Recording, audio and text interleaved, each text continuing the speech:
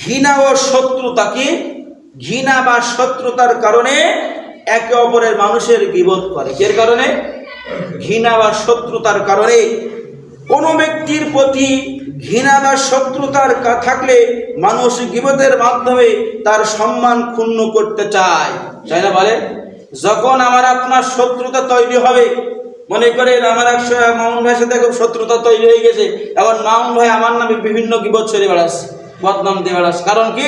ওই যে শত্রুতার কারণে। এর কারণে শত্রুতার কারণে মানুষ গীবত করে। সে তো জানে না এই গীবত করার কারণে তার সমস্ত আমল ধ্বংস এবং পরকাল ধ্বংস, দুনিয়াও ধ্বংস। এই শত্রুতা হলে তাকে আগে আপন ভেবে নিতে হবে, সালাম দিতে হবে, সে তো অন্যায় করতেই পারে। 3 নম্বর কারণ, এবারে সংক্ষেপে ব্যাখ্যা দিচ্ছি। 3 নম্বর কারণ হলো মজা বা হাস্যরসের জন্য, অনেক হাসির জন্য একে মানুষ রহস্য করবে, এই কারণে মানুষ গীবত করে। কিছু লোক মানুষের দোষ নিয়ে ঠাট্টা করে, হাসাহাসি করে, করে না বলে? এমন কিছু মানুষ সমাজের মধ্যে আছে, মানুষের দোষ গুণ নিয়ে হাসাহাসি করে, ঠাট্টা করে না বলে? আল্লাহ রাব্বুল আলামিন সূরা হুজুরাতে 11 নম্বর আয়াতে আল্লাহ তাআলা বলেন, ইয়া আইয়ুহাল্লাযীনা আমানু লা ইয়াসখর কওমুম মিন কওম। আল্লাহ রাব্বুল আলামিন বলেন, হে ঈমানদারগণ, আমানু, হে ঈমানদারগণ। কি বলছেন আল্লাহ?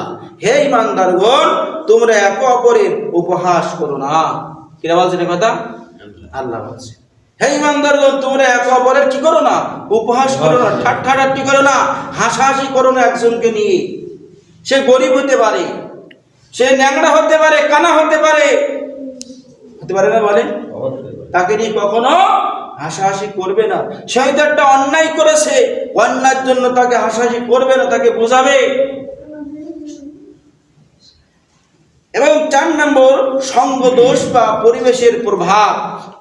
জানি 4 নম্বর যে কারণ, সঙ্গ দোষ বা পরিবেশের কারণে প্রভাবে কোনো বন্ধু বা মজলিসে সবাই যখন গীবত করে তখন ব্যক্তির প্রভাবিত হয়ে সে অংশগ্রহণ করে।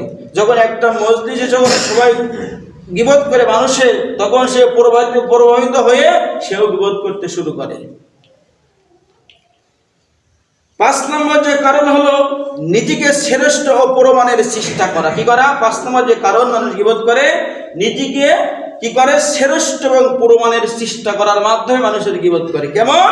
অন্যের দোষ তুলে ধরা, নিজেকে বড় ভালো দেখাতে চায়। অন্য দোষটা তুলে ধরে নিজেকে ভালো হতে চায়, যে অমুক খারাপ, আমি